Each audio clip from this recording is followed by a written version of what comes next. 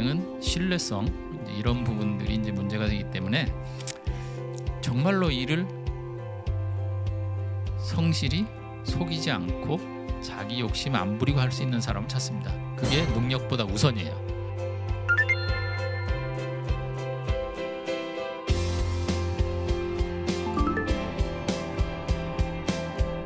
겸손하게 그냥 저는 뭐든지 할 테니까 좀 뽑아주세요 이러면 되겠습니까? 그런 사람한테 반대해야 되죠. 무슨 일을 시켜도 내가 즐겁게 해낼 수 있는 사람이다. 이렇게 돼야지 거기에 주눅 들어서 답변이 안 되는 이런 상황은 곤란하다.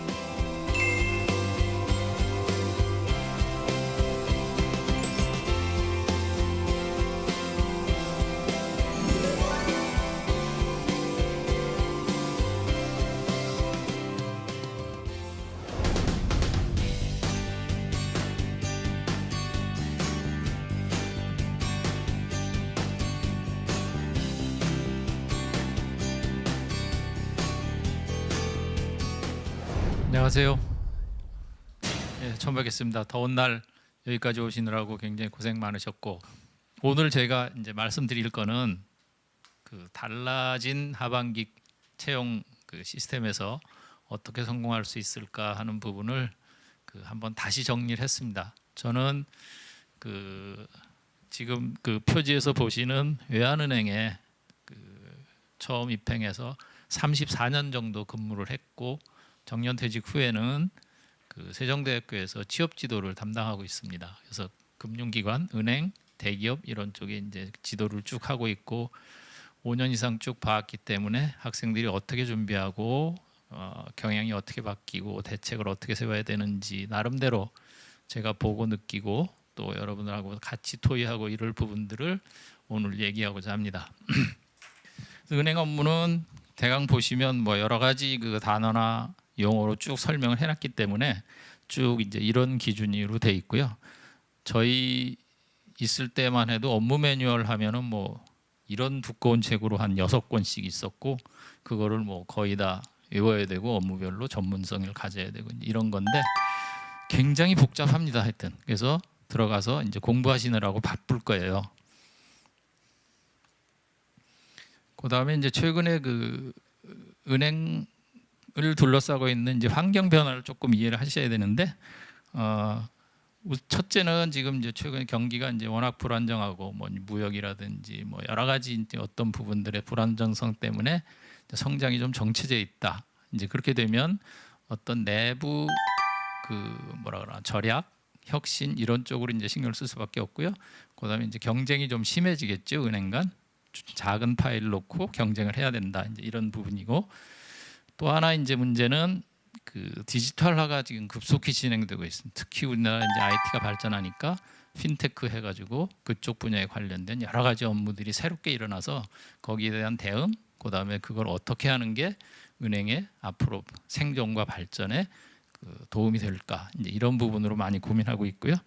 그다음에 국내 시장은 어차피 한정돼 있기 때문에 해외로 진출해서 어떻게든 성장을 해보자. 이런 부분들이 요새는 이제 동남아 기준으로 이제 주로 일어나고 있습니다. 그다음에 우리나라 특이한 기능 중에 하나고 아까 제가 관치라고 잠깐 말씀드렸는데 국가나 정부의 정책에 따라서 은행의 어떤 영업 방향이나 이런 부분들이 바뀌거나 조정해야 되는 부분들이 수시로 생기고 사실은 점점 강화되고 있어요. 그래서 은행 앞으로 그럼 제가 여러분들 가서 30년 이렇게 일할 은행이 앞으로 어떻게 될 것 같으냐 생각을 해봐야 되겠죠. 내일 모레 불확실하다 이러면 사실은 아무리 월급 많이 줘도 가면 안 되겠죠. 그래서 은행은 앞으로 점점 대형화 추세로 간다. 지금까지도 마찬가지지만 앞으로 이제 그 추세로 갈 거다 이렇게 생각하시고 글로벌화 마찬가지. 국내 시장에 제한된 영역 때문에 해외로 갈 수밖에 없다. 그다음에 융합하는 각종 금융 상품들. 그다음에 어떤 자기들의 활동 영역 이런 부분들이 서로 겹치고 그거를 융합해서 새로운 상품을 만들어내는 작업을 가속도로 진행을 해야 된다. 최근 채용 시스템 한번 보겠습니다. 하반기에 이제 달라진 게 사실은 그 사이에 달라졌다 그래도 또 다시 이제 원위치되고 이런 부분이 많습니다. 그래서 달라졌다는 얘기는 어떤 환경의 변화에 대한 적응이라든가 그다음에 좀 더 공정하게 뽑기 위한 어떤 노력이라든가 이제 이런 걸로 이해를 해주시면 좋고, 뭐를 새롭게 만들어서 어렵게 해서 우리가 일을 편하게 하자 이런 건 아닐 겁니다. 저도 그렇게 일을 안 했고 그런 거기 때문에 조금 그 전향적으로 받아들이고 아 이걸 내가 이렇게 극복할 수 있겠다 이렇게 생각을 해주시면 좋을 것 같아요. 그래서 채용 환경 그다음에 뭐 NCS 많이 들어보셨고 브라인드 또 들어보셨고 그다음 필기 시험 또 새로 본다 그랬고 면접 뭐 악명 높은 면접이고 뭐 이런 것들에 대해서 한번 생각을 해보겠습니다. 최근 그 채용 규모 사실은 지난 1년 동안 거의 안 뽑은 은행이 많고요. 근데 사실 은행 기준으로 봤을 때 안 뽑게 되면 인사관리 기준으로는 굉장히 큰 에러가 생깁니다. 왜냐하면 은행은 이제 들어가서 보시면 아시겠지만 6개월에 한 번씩 정기 인사를 합니다. 왜냐하면 12월 말 기준, 6월 말 기준으로 그 성과 평가를 하고 그 성과 평가에 따라서 그 이동을 시키고 승진을 시키고 그 빈자리를 그 메꾸고 모자라는 부분을 채용하고 이제 이런 식으로 6개월마다 순환하게 돼 있어요. 근데 그 부분은 이제 6개월마다 신규 직원이 없게 되면 빈 상태로 1년을 가야 됩니다. 굉장히 어려운 상황인데 그거를 감수할 정도로 영업 환경이 바뀌었다라는 걸로 이해를 해주셔야 돼요. 그러니까 뽑기 싫어? 그러면 안 뽑아 이런 상황은 아니다. 이렇게 이해해 주셔야 되고요. 그런 기준에서 지금은 또 다른 이유 때문에 또 다 뽑겠다라고 지금 이제 다시 또 나서고 있는 상황이니까 결국은 그 부분에 대해서는 여러분들이 그 맞춰가면서 타이밍 맞게 준비를 하고 그 성공을 해야 되겠다 이렇게 생각하시면 될 것 같고요. 그다음에 채용 관리는 사실은 은행 기준으로 굉장히 엄격하고 공정합니다. 그런데 이제 아주 극소수의 그런 그 채용 비리 뭐 이런 부분 때문에 전체가 그냥 다 매도돼서 다 틀린 일을 한 걸로 이제 이렇게 생각하는데 그거는 아니고요. 그다음에 이제 그런 부분이 그럼 은행만 있느냐 그건 아니에요. 그런데 너무 이제 과장되고 그 은행이 대표적으로 이제 그런 비리의 그 온상으로 생각되고 이제 이런 부분인데 일부의 현상이고 지금까지 공정하게 운영돼 왔다 이렇게 보셔야 됩니다. 그다음에 그 부분은 앞으로 계속될 거고 그다음에 그런 마지막 순간 마지막 부분 때문에 공정성을 강화해라기 때문에 그 일반 여러분들 준비하시는 분들이 좀 더 힘들어졌고 이렇게 된 것 같아요. 그래서 채용 관리가 대폭 강화돼서 그럼 결국은 그 뭐 여러 번 보는 거, 외부 전문가를 도입하는 거, 뭐 이제 그 외부 전문가가 선정하는 거, 뭐 이제 이런 과정으로 갈 수밖에 없겠지요. 그 다음에 이제 그러다 보니까 이제 새로운 그러면 과정을 만들어 놓자, 좀 더 정확하게 볼 수 있는. 근데 그게 결국은 시험이에요. 시험 성적입니다. 그래서 이제 필기 시험이 이제 다시 도입되고, 그 다음에 채용 기준 은행 전체로 모여서 한번 다시 생각해 보자. 그래서 이제 모범 기준을 만들어 놓고 이제 그러다 보니까 결국 쉽게 내면 안 되겠죠. 결국은 난이도가 올라가게 되고 그다음에 비은행권 채용은 아직 뭐 전혀 얘기가 없고 이제 이런 상황이 돼 있습니다. 그래서 그 아까 정책적인 뭐 지원 기능 말씀드렸는데 어떤 그런 판단 그런 기준 때문에 이제 갑자기 하반기에 이제 뽑게 됐고 계를 보시면 아시겠지만 하반기에 이제 각행에서 뽑자고 생각했던 인원이 하는 인원이 2,000명, 2,100명 수준입니다. 그래서 여러분들은 지금 이런 복잡하고 혼란한 시기인데 크게 사실은 열려진 채용의 문이기 때문에 반드시 달성을 하셨으면 좋겠습니다. 앞으로 어떻게 될지 사실은 저도 잘 모르고 누구도 예측을 못할 겁니다.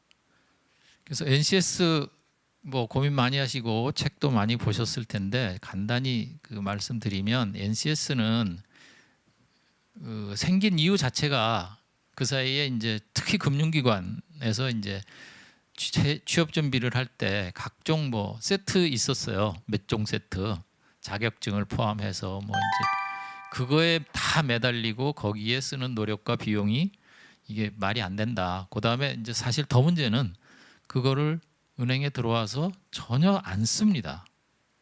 그게 이제 더 문제죠, 사실은. 근데 이제 선발 기준으로 썼다는 거예요. 그래서 이제 그걸 벗어나려면 스펙은 다 버리고 능력 기준으로 봐라. 이 일을 제대로 할 수 있는 능력 기준으로 보자. 그렇게 해서 능력 기준으로 국가에서 만들어 준 겁니다. 꽤 오래됐는데 도입이 쉽지가 않아요. 왜냐하면 기본 개념 자체가 선진국의 직무기술서를 기반으로 한 겁니다. 근데 우리나라는 사실은 직무기술서라는 개념이 없고 직무기술서 개념이 굉장히 희박해요. 이 일을 하려면 어떤 능력이 필요하다는 것에 대한 기준이 굉장히 희미한 거죠. 그래서 실제 도입에 굉장히 큰 애로가 있었는데 정부에서 강제로 공기업 국책은행서부터 이제 강제로 도입해서 한 2년 전부터 이제 도입이 된 겁니다. 그래서 이제 그런 기준인데 도입의 실제 형태를 한번 보시면 이거는 이제 기준이고요. 그 옆에 세분류된 큰 A라는 그 세분류가 900개가 됩니다. 900개. 각 그 직무 기준으로 900개를 그 디파인을 해서 그 900개가 세부적으로 어떤 직무로 구성이 돼 있고 그걸 하려면 직무 수행 능력이 어떤 게 필요하고 그다음에 직업 기초 능력이 뭐가 필요하고 다 정해놨어요. 그래서 최소한도 여러분들이 이제 금융 쪽에 일을 하겠다 그러면 재무관리, 회계, 뭐 원가 이런 쪽에 한번 뭐가 있나 한번 찾아볼 필요는 있습니다. 일반적인 얘기인데 이제 그렇고요. 그다음에 이걸 어떻게 그러면 그 테스트할 거냐. 그다음에 이제 직업 기초 능력은 10가지로 돼 있어요. 그래서 이 부분은 대부분의 기관, 은행을 포함해서 대부분의 기관이 인적성으로 커버를 합니다. 인적성에서 이 중에서 필요한 몇 개를 골라서 인적성 문제로 평가를 하는 이런 방식으로 이제 돼 있어요. 그래서 인적성에서 이 부분이 평가된다. 이렇게 이해하시면 되고 그 부분을 가장 먼저 잘 시행하고 있는 데가 사실은 국책은행인 기업은행입니다. 그래서 기업은행 채용 공고를 보시면 NCS 기반으로 이미 돼 있고요. 그다음에 밑에 객관식에 보시면 90개를 작업 기초 능력에서 내겠다. 이렇게 돼 있어요. 그래서 그중에 6개 능력에 대해서 그 90분 동안 90문제를 평가를 하겠다. 이렇게 돼 있습니다. 그래서 이 위에 부분은 그 직무 수행 능력은 그 논술, 약술 이런 부분으로 이제 커버를 하는 거죠. 그래서 대부분 이런 형식으로 NCS가 도입이 된다. 이렇게 이해를 해주시면 될 것 같아요. 그래서 NCS가 사실은 그럼 뭐냐? 예를 들면 이런 겁니다. 그러니까 당신 얼마 뭐 성실한 경우가 뭡니까? 이제 이렇게 물어보는 거는 이제 일반적인 질문인 경우인 거고요. 그다음에 고객이 와서 이렇게 했을 때 어떻게 대응하면 예를 들어서 은행의 평판에 도움이 될까요? 뭐 이런 식의 질문인 거죠. 그래서 직무 상황을 고려를 한 면접 필기 항목 문항이 출제된다. 이제 이렇게 이해를 해주시면 될 것 같아요. 그다음에 블라인드는 이거 사실은 제가 이제 오랜 기간 동안 이렇게 지원하고 학생들하고 일을 하고 하지만 상당히 양날의 칼 같은 그런 기능을 합니다. 그래서 잘 운영하면 분명히 혜택 받고 유리한 사람이 있고요. 잘못 운영하면 모두 다 피해자가 되는 이런 위험성이 좀 있다고 생각이 돼요. 그래서 운영하는 기관에서 잘 해야 될 텐데 이거 도입 자체도 사실은 정부 정책이나 이런 부분에 따라서 준비 없이 도입되는 부분도 많고 준비 없이라는 게 무슨 뜻인가 하면 그럼 도대체 어느 부분을 안 볼 거냐 어느 부분까지는 그럼 우리는 볼 거냐 회사나 기관이나 직무에 따라 다 다르겠죠.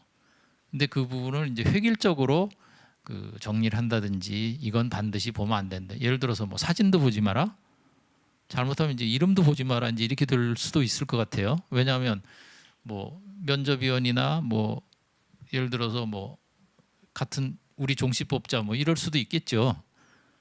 그래서 이 블라인드라는 부분은 그 굉장히 운용에 조심을 해야 되겠다. 그게 이제 제가 보는 그 채용자 입장에서의 이제 조심성이고요. 그럼 여러분들은 그럼 어떻게 준비를 해야 될 거냐?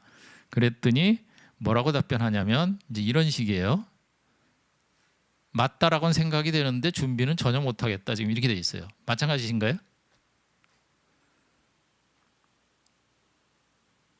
아주 간단한 답이 저 안에 있어요. 블라인드라는 거는 보지 말라는 거지요.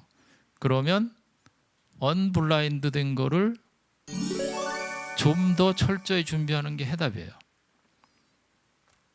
보여지는 거를 더 열심히 더 확실하게 준비를 해야 되겠다. 그게 답입니다. 그러니까 블라인드 채용 뭐 이런 문제 이렇게 진행된다 그러면 그거에 대한 나의 어떤 해석과 결론을 그렇게 이제 만들어낼 줄 알으셔야 돼요. 다른 방법 없습니다. 맞죠? 보이는 거를 좀 더 확실하고 나를 나타낼 수 있게 만드는 수밖에 없다. 그럼 보이는 게 뭔가요? 지원서, 그건 뭐 거의 블라인드고, 자격증, 자소서, 면접. 거기서 나를 좀 더 확실하게 보이는 방법. 그러니까 전에는 그 부분에서 조금 부족하더라도 다른 뭐 학점, 학벌 이런 뭐 출신지 뭐 이런 걸로 점수를 좀 받았는데 그게 없다는 거예요. 그래서 안 보고 그냥 뽑는다. 이거는 말이 안 됩니다. 뽑는 사람은 그런 채용은 절대 안 합니다. 무슨 수를 써서라도 우리 조직에 맞고 우리 은행에서 잘 일할 수 있는 사람을 찾으려고 밤을 새고 고민합니다. 그래서 블라인드 하니까 안 보고 적당히 뽑자. 이거는 절대 아니에요. 그래서 여러분들이 받아들이실 때는 보이는 거를 좀 더 철저히 준비를 해야 되겠구나. 이렇게 생각해 주시면 될 것 같아요. 그래서 그 새로운 채용 기준이라고 저희가 얘기할 수 있는 그 NCS하고 블라인드 채용을 극복할 수 있는 가장 좋은 방법은 뭐냐? 자기소개서입니다. 이거는 자기가 스스로 만드는 거고 100% 자기 뜻대로 제출하는 거예요. 저쪽에서 뭐는 넣지 마세요. 뭐는 빼세요. 이거는 물론 이름 학교는 넣지 마라 이런 게 있겠지만 자기를 나타내는 100% 자기 스스로의 창작입니다. 그래서 이 부분에서 어떻게 나를 보여주고 평가받을 거냐. 거기서 승부를 해야 됩니다. 그러면 그 자소서에 뭐가 들어가야 되냐. 자소서 부분도 제가 나중에 따로 설명을 드릴 텐데 직무 경험. 이 일은 내가 잘할 수 있겠다. 그거 해본 적도 없는데 어떻게 이제 이렇게 되겠죠. 그 부분을 어떻게 연결시키냐가 이제 자소서의 핵심입니다. 그 다음에 내가 하고자 하는 일에 대해서 내가 얼만큼 알고 있다. 물론 안 해본 업무고 이론적으로 공부했기 때문에 틀립니다. 틀린다 그래서 그거를 안 해도 된다는 아니에요. 틀린 만큼 한 걸로 충분합니다. 틀려도 반드시 해야 됩니다. 그 다음에 가능하면 실제 현장을 이해를 해야 됩니다. 그럼 은행에서 현장이라 그러면 어딜까요? 지점이죠, 지점. 지점에 가서 이 사람 도대체 뭘 하나? 어떤 사람들이 오나? 누구하고 싸우나? 얼만큼 복잡한가? 가봐야 됩니다. 근데 그게 그냥 예를 들어서 무슨 홍콩 구경 이런 게 아니라 문제의식과 관찰력을 가지고 봐야 돼요. 그 부분도 제가 나중에 다시 설명드리고 그 다음에 은행과 직무에 대해서 내가 정말로 이걸 꼭 하고 싶고 왜 해야 되고 어디까지 해야 되고 뭘 이뤄내고 싶다. 정말로 솔직하고 당당하게 얘기할 수 있어야 됩니다. 근데 이제 필기 이제 우리은행하고 신한은행이 봤고요. 이제 멘붕이라고 표현을 했는데 모든 필기는 사실 마찬가지입니다. 저보고 지금 시험 보라 그래도 다 마찬가지일 거고 이런 건데 여러분들이 지금까지 이제 학교를까지 오면서 많은 시험을 봤을 거예요. 그래서 나름대로 요령 아니면 뭐 이해하는 정도 이런 걸 다 가지고 계실 텐데 이게 여러분들 수험생의 시각입니다. 조금 달리 볼 필요가 있다. 왜냐하면 저거를 내가 이겨야 되기 때문에 그런 거죠. 그래서 우선 뭐 난이도가 문제가 됐는데 한번 볼게요. 그 필기시험은 기본적으로 저희 때도 마찬가지고 지금도 뭐 저는 대등소이하다고 보는데 각 분야 뭐 이제 출제위원이라고 그럽니다. 각 분야의 이제 출제위원들을 그 선발을 해서 한 2주 정도 합숙을 시켜요. 그래서 그 2주 정도에 각 분야에서 네가 문제를 내라. 주관식, 객관식, 뭐 영역별로 이렇게 냅니다. 그러면 그 2주 동안에 세상에 없던 문제를 창작해내기가 불가능해요. 그다음에 그 창작을 하게 되면 리스크가 따릅니다. 내가 생각하지 못했던 분야에서 논란이 생길 수도 있고 정답이 왜 이것뿐이냐 뭐 여러 가지 문제가 생깁니다. 그래서 대부분의 경우는 옛날에 나왔던 문제를 조금 변형하거나 아니면 누구도 못 풀었던 문제를 넣거나 이제 이런 방식을 택합니다. 그게 출제하는 방식이에요. 그렇게 해서 넣고 주관식, 객관식, 뭐 단답형 이렇게 해서 난이도를 조정하고 이렇게 돼 있어요. 그래서 제가 지금 문제은행이라고 얘기하는 거는 세상에 못 보던 새로운 문제는 없다. 그 얘기는 지금까지 대기업이나 은행에서 나왔던 문제들을 한번 다 들여다보시라는 뜻이에요. 거기서 크게 벗어나지 않습니다. 거기서 벗어나는 가장 큰 이유는 시사성이에요. 그러니까 똑같은 금리 인상이라 그러더라도 IMF 때 금리 인상하고 예를 들어서 지금의 금리 인상하고 다르죠. 그거를 다르다고 이해하고 지금의 금리 인상을 설명할 수 있으면 됩니다. 그래서 그다음에 그 문제를 쭉 보실 때 하나하나를 그럼 다 외워야 되겠다. 그건 말이 안 됩니다. 수백 개를 다 외울 수가 없죠. 제가 드리는 그 팁은 패턴을 파악하시고 뭘 물어보려고 그러냐, 주제가 뭐냐, 어떤 영역을 테스트하려고 그러냐, 좀 카테고라이즈를 해서 그거의 핵심을 알아내는 이런 쪽으로 그 문제은행 방식을 좀 접근을 했으면 좋겠다. 그거고요. 그다음에 시사성 제가 말씀드렸고 시사성이라는 거는 결국 최근에 일어나는 어떤 금융, 경제 아니면 글로벌 경제 이런 데서 큰 문제점, 그다음에 은행에 영향이 미치는 큰 부분 이런 쪽 기준으로 물어볼 거고요. 단답형으로 뭐에 대해서 얘기해 보세요. 이런 경우는 거의 없습니다. 다 연관성, 어떤 복합성 이런 걸 물어봅니다. 그래서 여러분들 학교 시험 공부하듯이 뭐에 대해서 쓰세요. 이런 경우는 없습니다. 다 어떤 상황에서 복잡하게 연결된 부분 아니면 나름대로 논리를 찾아내야 될 부분 이제 이렇게 연결이 돼 있어요. 그래서 그런 부분들을 조금 이해를 해주시고 그다음에 그 상대평가라는 부분도 분명히 이해를 해주세요. 상대평가는 예를 들어서 자격시험이다 그러면 60점 이상은 다 불합격, 이하는 불합격 이러면 이제 그건 절대평가고요. 여러분들이 보는 시험은 상대평가예요. 예를 들어서 필기시험에서 10배수를 뽑겠다 그러면 아까 얘기했던 300명 기준이라면 1등부터 3,000등까지는 무조건 뽑는 거예요. 그죠? 3,000등이 0점이더라도 뽑아요. 그죠? 그렇게 이해를 하셔야 돼요. 근데 0점은 안 뽑습니다. 좀 곤란하겠죠. 이제 그런 경우는 저희는 사실 실무적으로 옛날에 어떻게 했냐면 점수를 올립니다. 그렇게 해서 적당한 수준의 점수가 되게 3,000등까지 딱 만들어요. 그게 상대평가입니다. 그러니까 쉽게 얘기하면 이거 내가 전혀 모르겠다. 0점, 아무것도 못 쓴다. 이러면 점수를 못 만들어줍니다. 그럼 뭐 진짜 아무것도 안 되는 저는 이 문제 어려워서 못 썼습니다. 이렇게 써도 그럼 되냐? 그건 아니겠죠. 잘 생각해서 그 대처를 해주셨으면 좋겠어요. 그 난이도 마찬가지입니다. 그러면 이거 무진장 어렵다, 멘붕이다. 그러면 나만 그런가요? 다 마찬가지입니다. 그러면 내가 못 풀 문제 다 못 푼다. 동등한 거예요. 그러니까 이게 어렵다고 불평할 일이 아니라 다른 사람 못 풀었으면 마찬가지다. 그럼 나는 어디서 점수를 딸 거냐, 이게 문제인 거지 어렵다 쉽다의 문제가 아니에요. 어려운 거는 다 마찬가지입니다. 그래서 절대 저렇게 지금 아까 신문에 언론에서 얘기한 식으로 접근하지 마시고 문제를 얼마만큼 내 걸로 만들고 점수를 받을 거냐, 그렇게 접근해 주세요. 그다음에 주관식 문제 제가 아까 잠깐 말씀드렸는데, 그러면 저는 어려워서 못 풀었습니다 이러면 그건 안 되지만, 쉽게 얘기하면 이런 겁니다.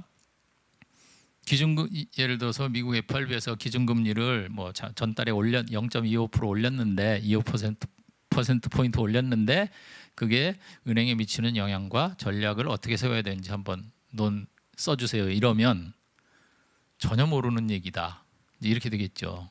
그러면 그 백지로 남겨두면 그건 영원히 0점입니다. 그런데 진짜 모르겠는데 질문만 갖고 답을 써보자, 쉽게 얘기하면.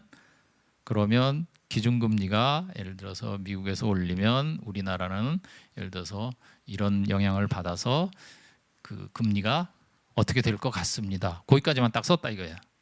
그러면 그게 정답이 아닌데, 그럼 이제 처음엔 긋겠죠. 그러면 이제 나중에 제가 아까 얘기했듯이 1등부터 3,000등을 뽑는데 거기에 쭉 걸렸으면 그건 점수를 줘야 돼요. 그죠? 제가 이제 뒤에 있는 얘기까지 다 드리는 건데 그런 거예요. 그걸 예를 들어서 뭐 5점이라도 받으려면 최소한도 기본 개념에 대해서 솔직하게 쓸 수 있어야 된다. 그거를 이건 난 도저히 모르는 거야, 그냥 0 이래 놓으면 그건 영원히 0점입니다. 무슨 뜻인지 조금 생각을 해주세요. 그 다음에 지금 대부분의 문제가 난이도만으로 이제 문제가 있기, 왜냐하면 난이도만으로 이걸 점수를 조정하게 되면 대부분 다 과락입니다. 그러니까 이제 그렇게 점수를 평가 결과가 나오면 출제위원들 야 이게 문제 뭐 어떻게 된 거야 이거, 이렇게 놓으면 변별력이 없다 이제 이렇게 되겠죠. 그래서 다시 난이도를 조정할 수 있는 방법이 이제 시간 배분입니다. 아까 인적성 기업은행 거 보셨죠? 90문제가 90분 이렇게 돼 있어요. 그것도 가장 배고픈 시간에. 그러면 이거를 처음부터 1번부터 계속 풀어가면 제가 보기엔 30번도 못 갑니다. 정확하게 보고 이거 내가 풀 수 있다 없다 쭉 풀고 다시 돌아오고 반복하고 이런 전략을 반드시 세워야 돼요. 그래서 시간을 어떻게 쓸 거냐 하는 부분을 전략을 세우고 하세요. 그러니까 못 푸는 문제 계속 매달려 있다가 풀 수 있거나 반이라도 점수를 맞을 수 있는 걸 놓치는 거는 바보 같은 짓입니다. 그 다음에 상당수의 또 그 인적성 문제는 오답에 대한 감점이 있어요. 그러니까 개스를 하지 말라는 건데, 하나도 모르겠는데 넷 중에 하나를 고르자 이건 하면 안 됩니다. 그건 대부분 틀려요. 근데 둘 중에 어느 건지 모르겠다 그건 해야 됩니다. 그것까지 오답 때문에 감점 때문에 못하겠다 그거는 조금 바보짓이죠. 해야 됩니다. 그래서 그런 부분도 본인이 잘 선택해서 관리를 해야 되는 거다. 그래서 시험 보는 사실은 요령과 개념인데 출제자의 의도를 이해를 하고 시험에 접했으면 좋겠어요. 그 다음에 이제 면접입니다. 이게 은행 면접이 사실은 좀 굉장히 악명 높고 저도 하면서 이게 맞냐 틀리냐 고민한 적도 있는데 필요합니다. 왜냐하면 아까 제가 말씀드렸듯이 이제 은행은 신뢰성 이제 이런 부분들이 이제 문제가 되기 때문에 정말로 이를 성실히 속이지 않고 자기 욕심 안 부리고 할 수 있는 사람을 찾습니다. 그게 능력보다 우선이에요. 그래서 그 부분을 어떻게든 체크를 하려고 합니다. 그러다 보니까 1박 2일까지 간 거예요. 그 다음에 각종 형태를 다 동원해서 그걸 테스트합니다. 그래서 이제 그런 부분들을 이해를 하시고 이걸 괴롭힌다라기보다는 그 어떤 뭔가를 찾아내기 위해서 그 뭔가 내가 갖고 있으니까 나는 보여주면 돼 이러면 되는 거죠.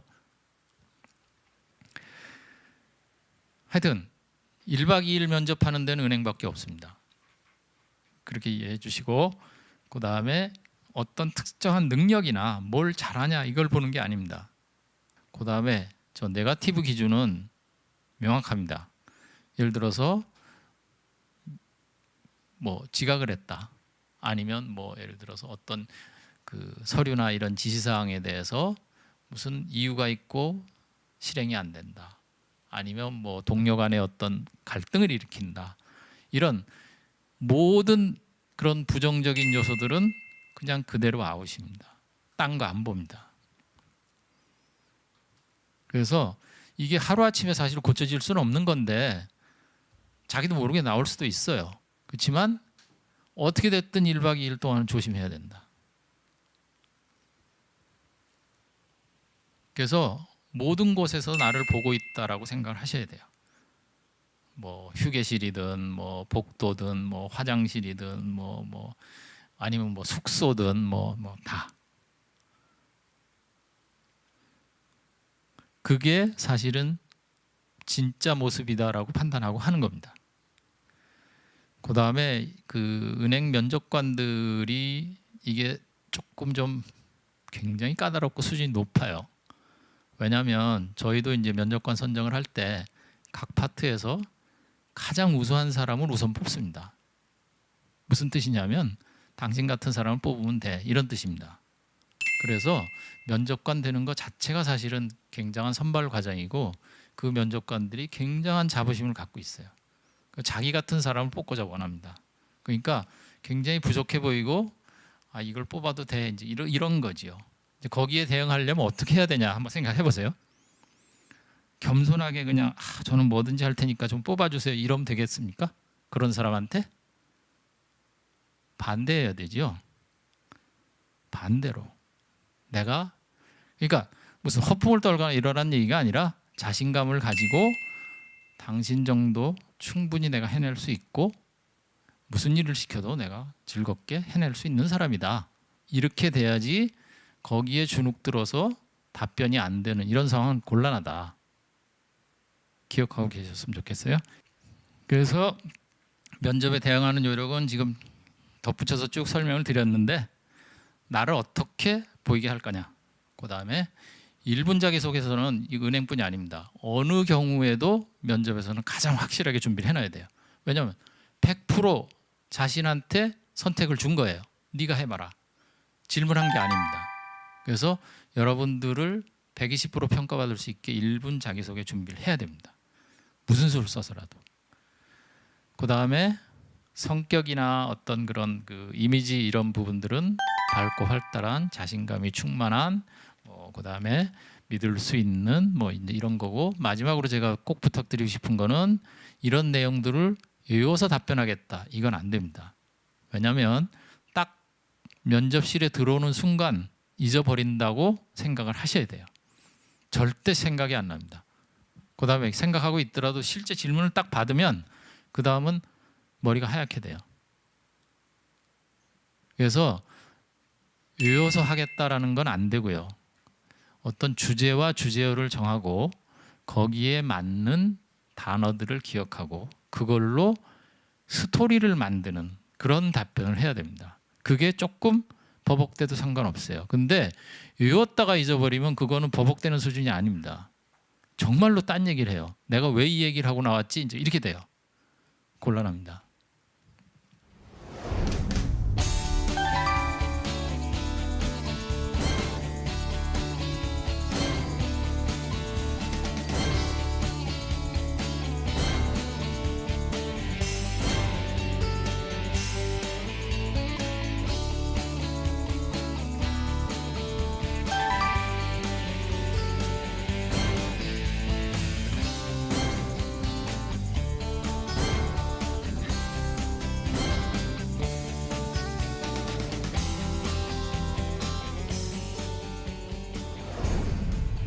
하여튼 바쁜 시간에 여기까지 나오셔서 저희 강의 들어주시고 또 같이 고민해 주시고 해서 대단히 감사드리고, 앞으로 그 하반기 은행 채용에 꼭 합격하셔서 은행원으로서 다시 뵙기를 희망합니다. 감사합니다.